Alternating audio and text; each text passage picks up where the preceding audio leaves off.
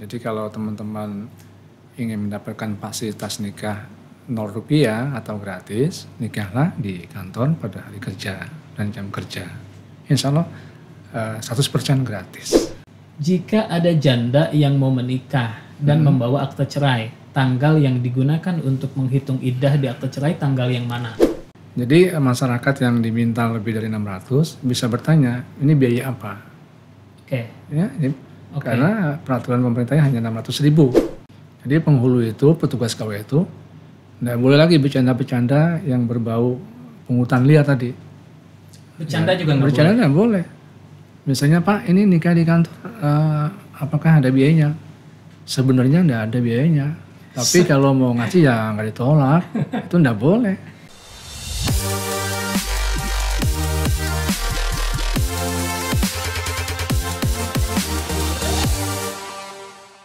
Assalamualaikum warahmatullahi wabarakatuh.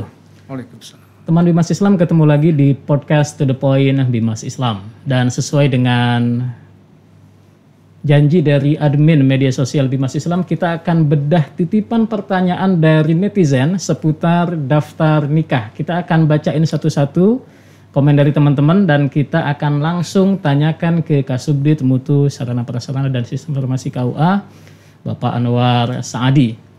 Hari ini spesial, posisi duduknya juga spesial. Seperti sebelah sana, moderator sebelah sini. Assalamualaikum Pak Anwar. Waalaikumsalam warahmatullahi wabarakatuh. Sehat ya Pak ya? Alhamdulillah masih gitu. Kita buka masker dulu. Baik. Saya punya janji sama netizen untuk membedah pertanyaan teman-teman netizen seputar daftar nikah. Iya. Jadi nanti kita baca satu-satu dan langsung dijawab ya Pak ya? Insya Allah yang saya bisa kita akan bantu jawab. Oke, siap. Yang pertama, to the point. Dari Rijal Muhammad. Saya nggak punya buku nikah karena uangnya dimakan oknum. Harus kemana melapor. Jadi dia nggak punya buku nikah karena uang buat membayar buku nikah itu dimakan sama oknum petugas KUA. Ini gimana ini Pak? Pertanyaannya sudah nikah apa belum? Dan nikahnya di mana gitu ya? Ya. Kalau sudah nikah tercatat di KUA tempat menikah, itu automatically dia sudah dapat buku nikah dan tidak perlu bayar lagi. Nah, kemudian tadi ada istilah dimakan Oknum. Oknum siapa? Ya. Jadi harus diperjelas. Pastikan dulu ini oknumnya petugas KUA atau bukan ya? Artinya apakah setelah dia menikah di KUA, kemudian nggak dikasih buku nikah? Apa seperti itu? Apa dia mau menikah batal karena uangnya diambil oleh oknum? Apa seperti itu? Oke. Kalau misalnya dia sudah menikah tapi buku nikahnya nggak dikasih, Ya tinggal diminta ke KUA yang bersangkutan. dan itu kan nggak bayar ya Pak? Nggak bayar. Oke. Berarti buat Rijal Muhammad buku nikah itu gratis, Betul. tidak bayar ya. Yang bayar itu kalau Anda menikah di luar KUA atau di luar jam kerja ya. Betul. Itu membayar PNBP Rp600.000 termasuk sudah dapat buku nikah. PNBP itu penerimaan negara bukan pajak. Ya, betul. Baik, lanjut pertanyaan kedua. Dari Rahimi Abdul Aziz, apakah perbedaan menikah di rumah dengan menikah di kantor? Bolehkah Jatin meminta ke KUA untuk nikah di kantor KUA? Boleh. Boleh. Jadi calon pengantin itu bisa memilih tempat nikah di mana saja. Bisa di kantor KUA, bisa di rumah, atau juga ada yang milih tempat di masjid, di hotel.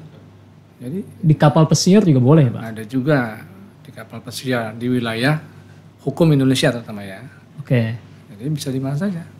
Jadi bisa disampaikan ke petugas KUA, saya ingin menikah tempatnya di rumah atau di KUA. Jadi bisa disampaikan. Dari segi tarif sama atau beda? Untuk di kantor kita kena tarif 0 rupiah. Gratis lah ya? Gratis. Pada hari kerja dan jam kerja. Ya. Jadi kalau teman-teman ingin mendapatkan fasilitas nikah 0 rupiah atau gratis, nikahlah di kantor pada hari kerja dan jam kerja. Insya Allah 100% gratis. Kalau di KUA, tapi nikahnya jam 5 sore atau malam? Itu dia kan, itu jamnya sudah di luar jam layanan. Itu kena PNBP. PNBP yang 600.000. Betul. Sama dengan kalau nikahnya bukan di kantor KUA ya. Ya, betul. Baik. Lanjut. Pertanyaan berikutnya. Kalau ini sih pertanyaan bercanda nih, saya lewatin dulu, saya skip. Ini pengen nikah tapi pasangannya belum ada, gimana? Oh iya. Ya cari dulu lah. Kasian juga sholat istikharah dulu lah. Cari siapa pasangannya. KUA nggak ngurusin itu ya Pak? Iya. Kenapa di KUA tidak memasang perincian biaya nikah? Nggak pasang poster atau spanduk misalnya dari Ajus Kasep? Ya, harusnya ada. Ya, harusnya ada. Harusnya ada. Jadi sesuai dengan ketentuan PP, peraturan pemerintah, itu tarifnya sudah harus dipasang. Sebagai bentuk keterbukaan informasi ya? Betul. Oke. Kita sudah perintahkan melalui Pak Dirjen Bimas Islam, semua KUA, agar menyampaikan informasi tentang transparansi layanan, terutama tentang biaya nikah. Oke. Kalau di KUA-nya nggak ada posternya gimana Pak? Nggak ada informasinya? Jadi tinggal dikasih tahu di KUA Amanah itu. Oke. Nanti biar kita pasangkan. Dikirim, dilaporkan ke kanal media sosial Bimas Islam ya. Jadi teman-teman kalau misalnya punya keluhan yang ingin disampaikan terkait dengan layanan KUA bisa disampaikan melalui channel media sosial Bimas Islam. Betul. Lanjut dari D_S Zami. Bisakah daftar nikah mendaftar secara online tanpa harus ke KUA? Untuk daftarnya bisa. Bisa. Melalui online, kunjungi laman simkah.kemenag.go.id. simkah.kemenag.go.id, akses di situ. Jadi di situ dia bisa pilih nikah di provinsi mana, kemudian juga di kabupaten mana, di KUA kecamatan mana, tanggal berapa, jam berapa. Sampai ke jamnya Pak? Ya, bisa. Kalau ternyata sudah ada yang booking duluan berarti otomatis ditolak ya? Iya, jadi sistem di layanan kita kalau misalnya di KUA yang bersangkutan SDM yang melayani akad nikah itu 5 orang, berarti pada jam tersebut hanya bisa menerima 5 orang pendaftar nikah. Jadi nanti jawaban di aplikasi itu jadwal penuh. Nah, jadi dia harus cari jam yang lain. Ya. Oke. Ini seperti itu. Nah, untuk setelah dia daftar, dia tetap masih perlu ke KUA. Untuk apa? Yang pertama menyampaikan dokumen asli, ya, sebagai persyaratan menikah. Yang kedua mendapatkan proses pemeriksaan dokumen calon pengantin. Jadi pemeriksaannya itu harus dokumen asli yang tidak bisa di-upload saja di aplikasi tadi di layanan tadi. Ya, di aplikasi kan cuma ada contrengan, apakah misalnya surat izin dari kedutaan sudah ada dicontreng, KTP sudah ada semua dicontreng. Nanti dokumen-dokumennya diantar ke KUA. Kemudian ada tadi pemeriksaan nikah. Pemeriksaan nikah ini sangat penting. Jadi untuk memverifikasi tentang kelengkapan dokumen, yang kedua kebenaran dokumen. Misalnya begitu divalidasi KTP-nya masih berstatus dijaka. Apakah betul itu? Dicek database-nya di SIMKAH berbasis website itu. Kalau sudah benar, ada dialog ditanyakan kepada yang bersangkutan, diverifikasi.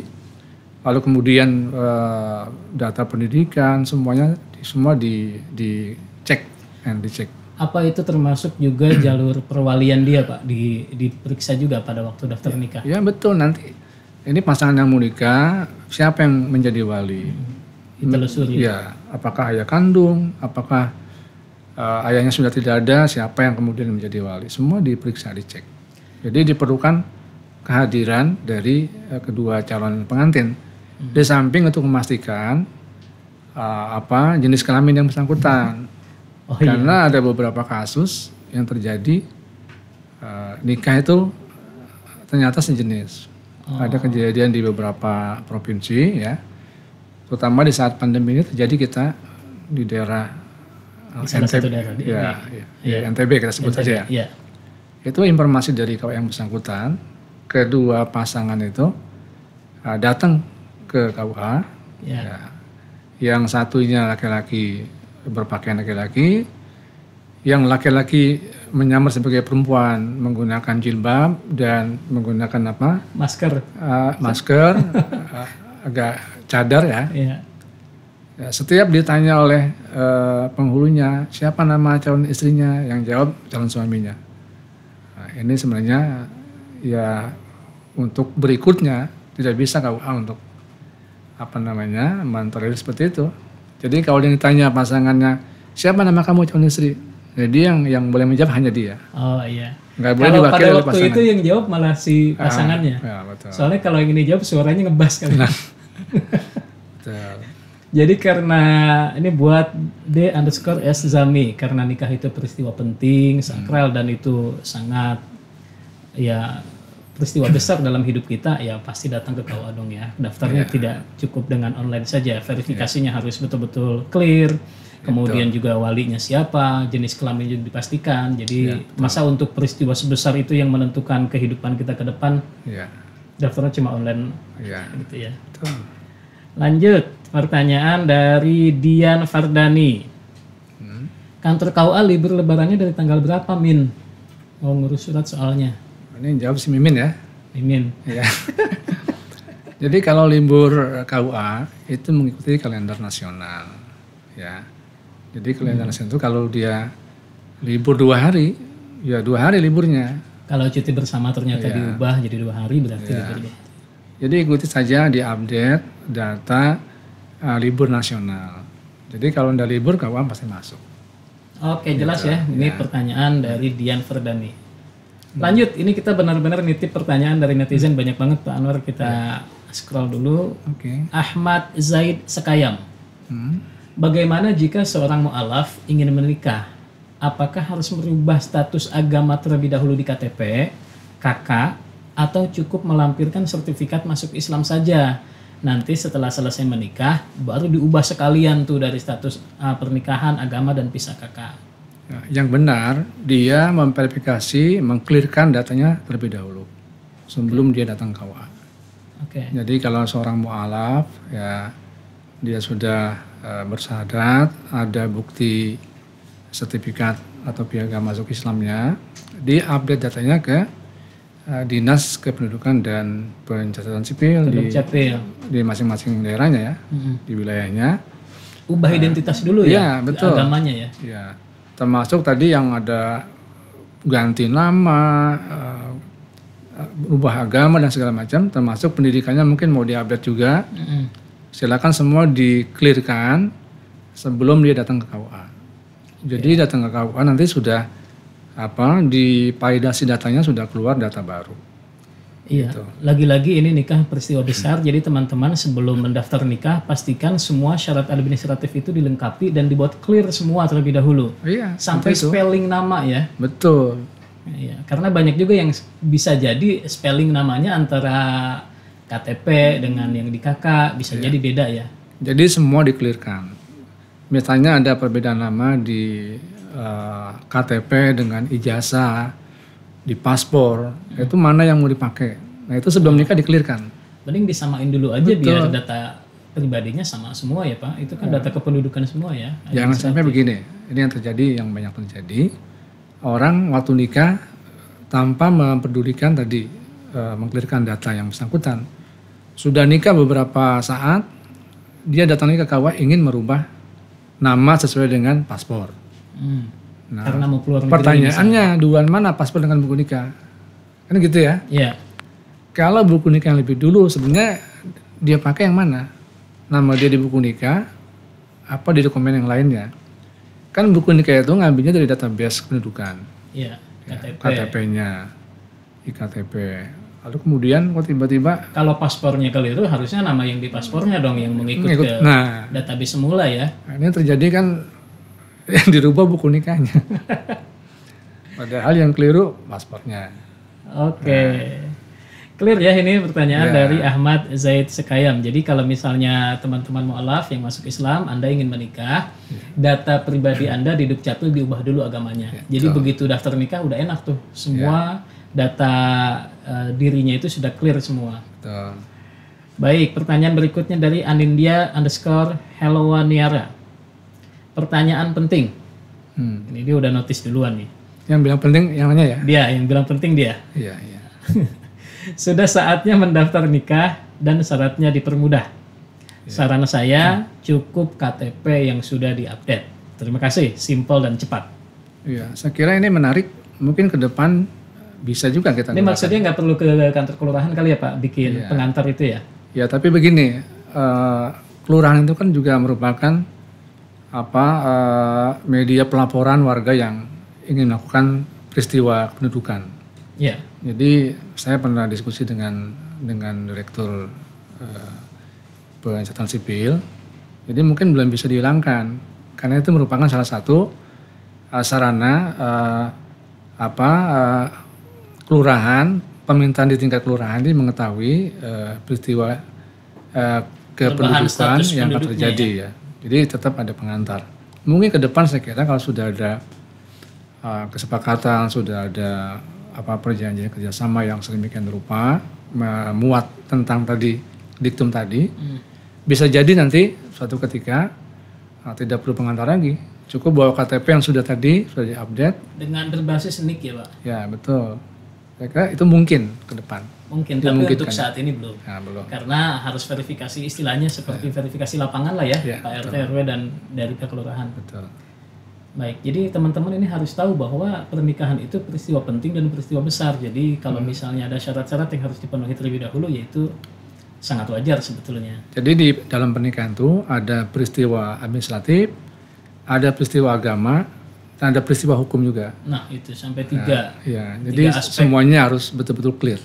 Ya, jadi jangan berpikir bahwa untuk ngurusnya itu ya jangan malas-malas gitu ya, karena ini peristiwa agama, peristiwa hukum dan tidak boleh dipersulit dan juga tidak terlalu boleh memudahkan menganggap remeh. Yang jelas verifikasinya betul-betul harus ketat karena berdampak pada aspek hukum juga. Betul. Ya.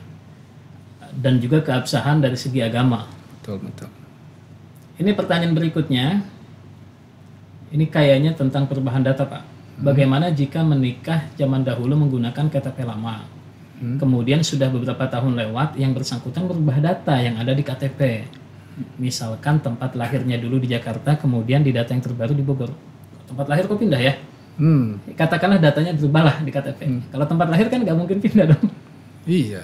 Dan yang bersangkutan ingin berubah tempat lahir di buku nikah jadi di Bogor, padahal sudah tertulis di Jakarta karena ingin mengikuti data yang terbaru yaitu di Bogor di KTP-nya. Secara administrasi dimungkinkan. Boleh. KTP saya sudah diupdate dengan data yang lebih baru, kemudian saya ingin buku nikah saya diperbaharui dengan mengacu pada KTP saya yang baru. Iya, bisa.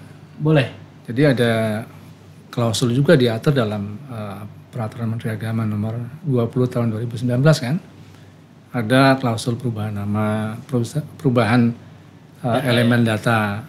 Jadi dimungkinkan dengan cara apa?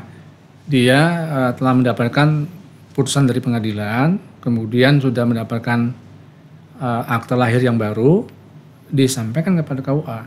Yang dibawa itu berarti akte yang baru itu? Iya, akte yang baru.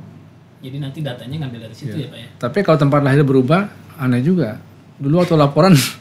Masa tempat lahir berubah? Dari Bogor ke Bandung misalnya, kan jauh itu. Ya ini mungkin dia salah nanya kali ya. Kalau tempat lahir kayaknya nggak mungkin berubah. Mungkin dia pengen lebih prestis kali Pak. Tadinya di kampung terus pengen pindah jadi di Jakarta. Lanjut. Ini dari Sofia Ovi. Bagaimana jika saat konsultasi dengan petugas KUA untuk pelaksanaan BUIN dipersulit? Harusnya H-5 pelaksanaan akad bisa dilaksanakan, tapi disuruh H-14. Mengingat peraturan pemerintah saat ini untuk pelarangan mudik dan Catin masih belum libur kerja, bagaimana solusinya Min? Jadi begini, mungkin itu sudah jadwal BIN-WIN yang klasikal ya di KUA. Ya. Sudah terschedule tanggal sekian. Jadi teman-teman yang mau menikah silakan ikuti schedule yang sudah ditetapkan oleh pihak KUA. Nah, kalau berhalangan hadir pada tanggal itu, sebenarnya yang bersangkutan bisa mendapatkan bin-bin secara individual. Artinya kedua pasang nanti menghadap pembimbing perkawinan atau penghulu untuk mendapatkan pembinaan perkawinan. Tetap dilayani ya Pak? Bisa. Di hari yang lain? Ya, sampaikan saja kepada KUA. Tapi di hari kerja ya Pak ya? Ya, betul. Iya dong, ini kan acara mau nikah, masa semau kita jadwalnya harus ikut jadwal yang ditetapkan oleh pihak KUA-nya juga kalau klasikal ya. Tapi betul. Meskipun begitu ternyata KUA masih memberikan peluang kalau teman-teman yang mau menikah itu belum bisa hadir. Diberi penasihatkan secara individu tadi. Oke. Ini udah baik banget sebetulnya KUA nih. Izin harusnya kerjanya mungkin Pak. Iya. Orang mau nikah, terus nikah. Intinya nggak bisa seenak sendirilah ya Pak ya. Iya. Namanya pelayanan publik pasti ada peraturan-peraturannya. Betul. Baik, lanjut pertanyaan berikutnya. Min, berapa biaya nikah yang sebenarnya? Nikah di rumah dan nikah di KUA?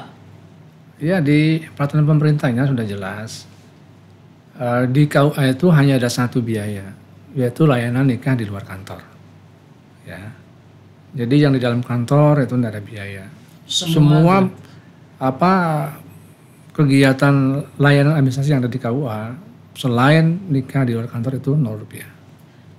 Merubah nama di buku nikah gratis. Semua gratis. Buku nikah hilang pengen diganti yang baru duplikat gratis. Nikahnya di KUA pada hari dan jam kerja gratis ya. Oke, baik. Jadi untuk penanya atas nama Naila Shihab. Jadi masyarakat yang diminta lebih dari 600 bisa bertanya, ini biaya apa?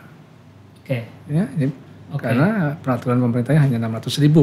Satu-satunya transaksi yang sah di KUA itu adalah untuk layanan pencatatan nikah di luar kantor KUA. Selain itu semuanya gratis. Jadi kalau Anda nikahnya di luar KUA itu 600.000. Atau di KUA tapi di hari kerja tapi di luar jam kerja. Betul. Baik, lanjut berikutnya. Min mau tanya, Min, anak di luar pernikahan siapakah yang akan menjadi wali anak tersebut nantinya? Ya, jadi ini ada anak perempuan yang status dia itu adalah anak yang lahir di luar pernikahan. Jadi mungkin hasil hubungan sebelum menikah ayah ibunya. Ya, pertama secara administratif di dalam undang-undang nomor 174, anak yang sah itu anak yang lahir dari akibat perkawinan yang sah. Oke. Jadi kalau perkawinan tidak sah tadi mungkin anak hasil perzinahan, maka dia bukan anak yang sah. Maka walinya walaupun dia kemudian ada bapaknya, ya itu bukan dia yang menjadi wali. Jadi anak yang misalnya sebelum menikah dia sudah punya anak, berarti anak di luar pernikahan kan? Iya. Nah, dia walinya wali hakim. Wali hakim. Karena dia tidak punya wali sesungguhnya. Oke. Jadi as-sultan waliyun liman la waliyalah. Atau liman la waliyalah. Jadi penguasa itu jadi wali bagi mereka yang tidak punya wali. Ya. Nah, meskipun pada faktanya di keluarga itu nampak masih komplit, ayah ibunya masih ada dalam kacamata masyarakat, tapi begitu nanti akad nikah si ayahnya itu tidak berhak untuk menjadi wali dia. Iya, kalau memang terbukti tadi anak di luar pernikahan. Itu disampaikan pada waktu mendaftar nikah di KUA ya Pak? Iya, kan dari buku nikahnya kan bisa terbaca itu. Bapaknya nikah bulan Januari tahun 70. Iya. Anaknya lahir Januari tahun 69. Kan jelas. Oh iya betul. Ya. Ini kalau secara psikologis gimana dong Pak? Agak malu juga sama tetangga atau gimana mensiasatinya atau gimana? Apa emang ya jujur saja karena ada nikah absah? Iya harus jujur. Karena kan ada peristiwa keagamannya harus sah. Iya. Jadi pernikahannya itu kan dalam undang-undang perkawinan itu sah apabila dilakukan menurut hukum masing-masing agamanya. Oke. Jadi harus mementingkan itu dulu. Kalau secara agama tidak sah, nggak bisa dicatat. Jadi jangan hanya pada waktu menikah itu memandang aspek administratif saja. Betul. Dan aspek yang berkaitan dengan hukumnya saja, tapi justru keabsahan dari segi agama. Betul. Karena dalam Islam pernikahan itu merupakan peristiwa agama ya Pak ya. Iya. Baik, lanjut pertanyaan berikutnya. Tadi untuk Fadloli Amru ya sudah jelas. Pertanyaan berikutnya, jika ada janda yang mau menikah dan membawa akte cerai, tanggal yang digunakan untuk menghitung iddah di akte cerai tanggal yang mana? Tanggal putusan yang memiliki kekuatan hukum tetap. Berarti tanggal yang digunakan untuk menghitung masa iddah itu diawali per putusan pengadilan agama ketika mengesahkan perceraian. Iya, betul. Oke. Jadi Memang kan- ada tanggal di luar itu Pak? Kan ada 2 tanggal tuh ya. Tanggal di ketuk palu, Ya. ya, hasil persidangan, ada berkekuatan hukum tetap. Di sini ada jarak waktu antara diputusnya satu perkara sampai dia berkekuatan hukum tetap. Nah, yang dipakai itu ya tanggal yang tadi, yang kedua. Yang berkekuatan hukum tetap. Betul. Itulah yang dihitung per tanggal itu masa Iya. iddahnya. Karena waktu pertama itu dia kan belum habis, Mhm. putusan itu belum punya kekuatan hukum tetap. Oke. Ya, jadi dia masih bisa rujuk lagi dan sebagainya. Oke, iya betul. Ini mudah-mudahan menjawab pertanyaan tadi. Jadi kalau ada janda yang mau menikah dengan membawa akte cerai, tanggal yang digunakan adalah tanggal yang berkekuatan hukum tetap dari putusan pengadilan. Ya, betul. Baik, pertanyaan berikutnya. Bagaimana prosedur numpang nikah kalau akadnya bukan di domisili KTP Catin perempuan? Susah nggak ngurusnya? Gampang. Karena Catinnya sedang ada di tempat tugas, tidak bisa nikah di domisili misalnya. Jadi nikah itu sebenarnya bisa di tempat mempelai wanita, bisa di tempat mempelai pria, bisa di tempat yang di luar kedua domisilinya calon pria maupun calon wanita. Bahkan tidak di domisili keduanya. Bahkan dia mau keluar negeri pun bisa. Oh iya, kan ada orang yang nikah di Bali misalnya. Ada Ceweknya orang Bandung, Heeh. cowoknya orang Depok, pengen nikah di Bali. Iya, Bisa ya Pak? bisa. Caranya gimana tuh? Ya, dia membuat mengurus surat pengantar dari masing-masing kelurahannya, kemudian ke KUA tempat dia tinggal, ditujukanlah rekomendasinya ke tempat dia akan nikah. Berarti surat numpang ini hanya dibuat untuk yang berbeda dengan domisili dia. Misalnya Iya. si laki-laki di Depok, si perempuannya di Bandung, nikahnya di Depok. Iya. Berarti yang bikin surat numpang nikah itu si perempuan yang di Iya. Bandung. Iya.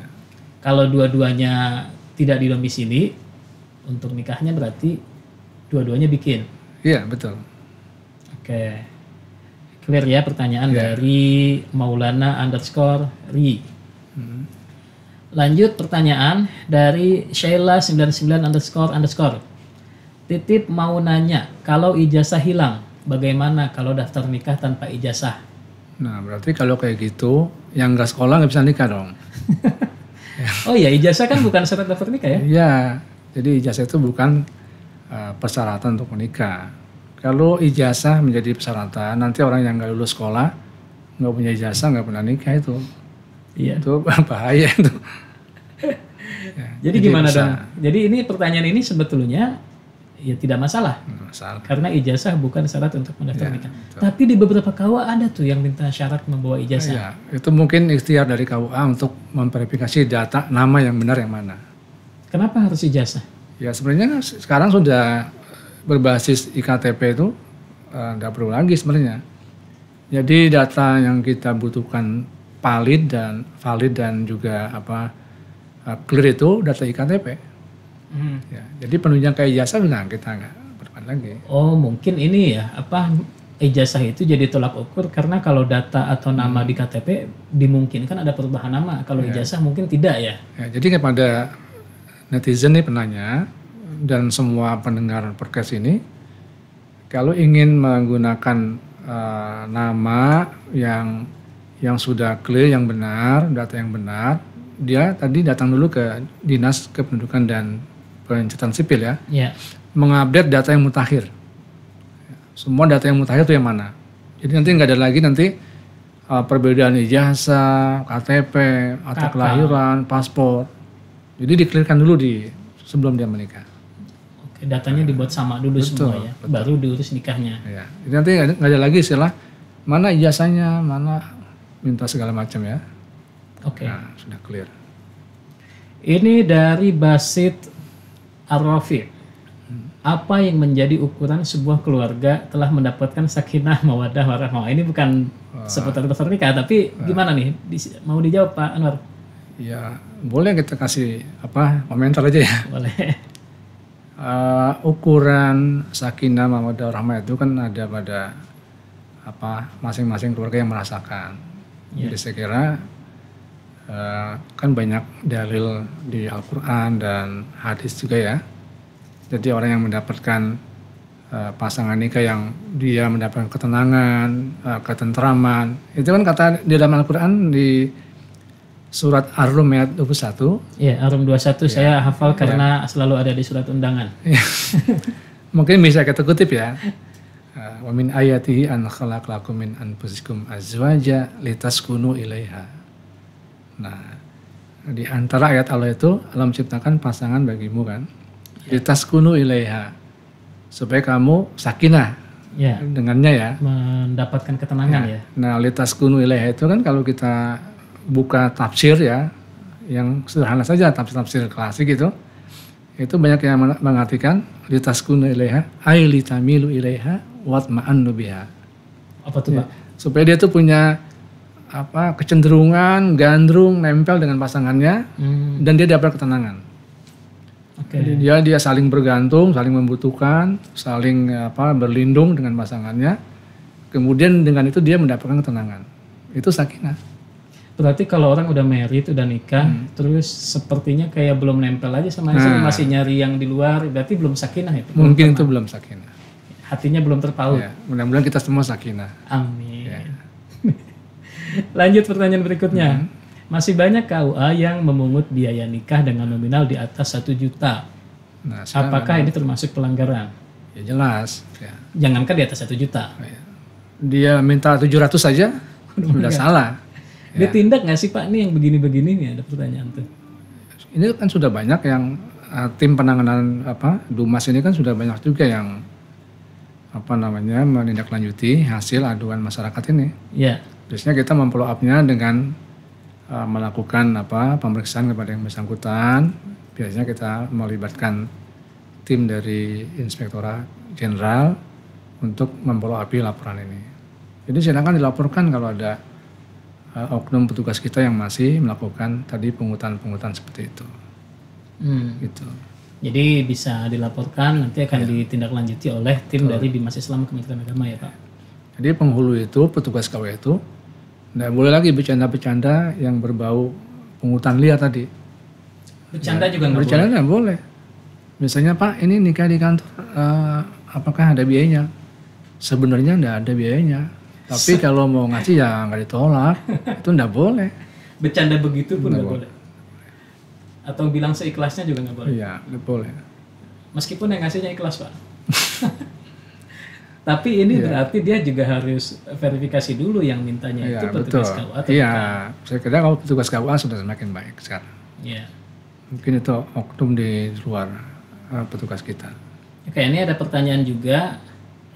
Saya mau nikah ke KUA, tapi mau ngurus langsung, tapi malah diminta untuk ngurus ke, saya sebut aja ya Pak ya, Amil atau Modin. Sebetulnya Amil dan Modin itu apa? Petugas KUA atau bukan?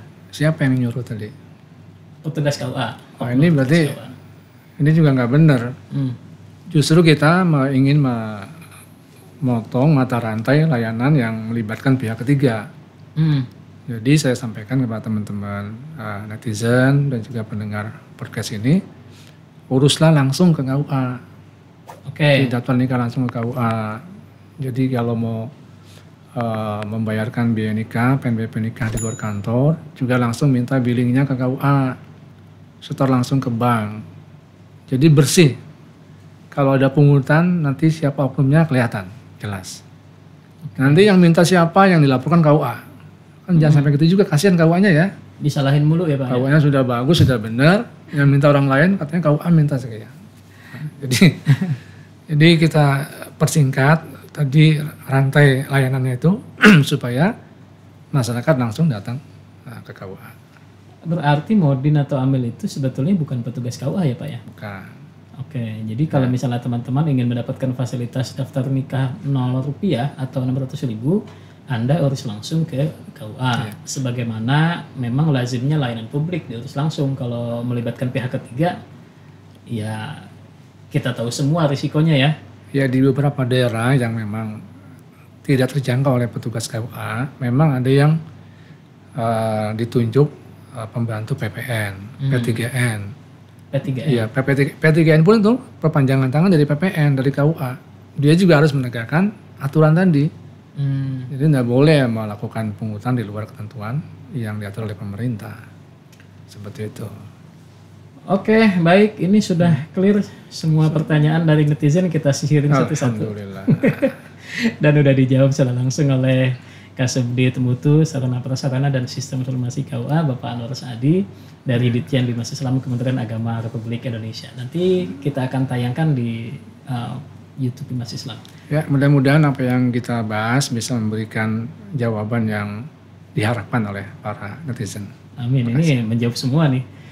Terima kasih Pak Anwar atas perkenan waktunya untuk join di podcast To The Point Bimas Islam, dan teman-teman netizen yang sudah menitip pertanyaan, thank you. Kita akan buka lagi nanti sesi titip pertanyaan dengan tema yang lain. Terima kasih, ketemu lagi di podcast To The Point berikutnya.